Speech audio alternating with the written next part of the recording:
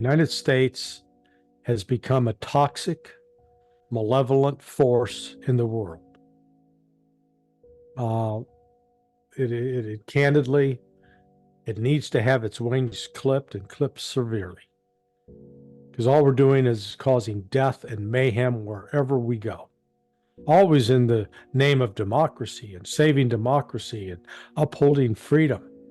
Yeah, it's all lies. Lie after lie after lie.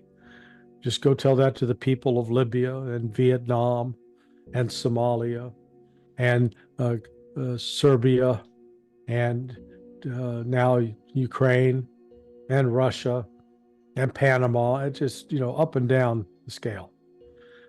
It is, you at some point, if you're going to be a healthy individual, you've got to recognize that if you've got a serious addiction, that you have to acknowledge your problem and get help.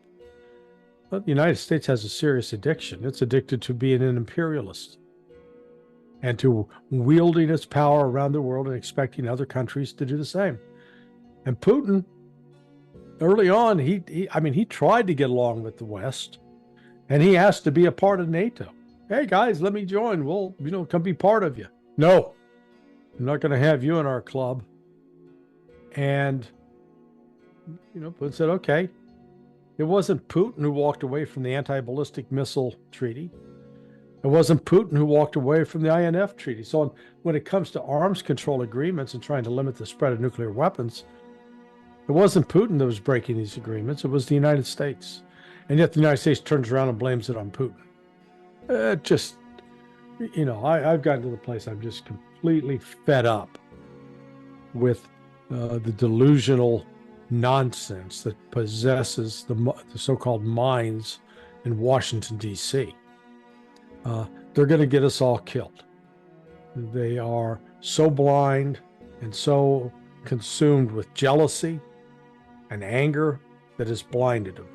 Russia's got very, very strong allies in the global south, and not even Saudi Arabia came away from the meeting and said, man, that was a great meeting. That's Zelensky. He's a wonderful man. Oh, I can't wait to give him more money. No, they weren't saying that at all. I think Zelensky ended up irritating a great number of them. He's just such a grubby, money-hungry little bugger. There are two ways, Nima. No way and no way in hell. Russia will not negotiate on those terms. Russia will set the terms. It's winning the war militarily. It's winning the war economically. It's winning the war in the industrial plant. It's winning the war on the political front. It's not isolated. It's the United States is becoming more isolated. And right now in the UN General Assembly, it's basically the United States, Israel, in these money laundering havens from the Pacific, like Vanuatu, that are voting in favor of Israel. Real countries are going, they're a bunch of murdering thugs. They're worse than Nazis. Yeah, we're not going to be part of that. We're going to speak out against it. So the United States is aligning itself with Israel in that way, which makes it more isolated.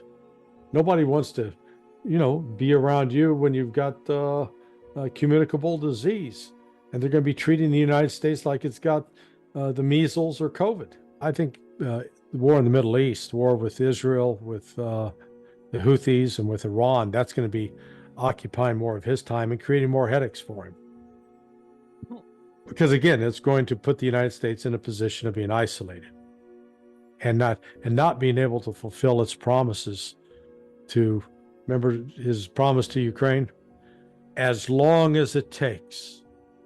As long as it takes. And now it's like, as long as we can.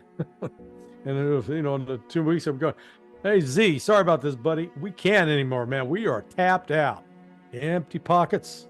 We don't. The warehouses are empty. We're old Mother Hubbard, boy. She's been through the cupboard, and there's nothing there. So sorry, bud. You're on your own. Good luck. Yeah, just ask the Vietnamese how that feels, or the Cambodians. We've done that before. Walked away. Well,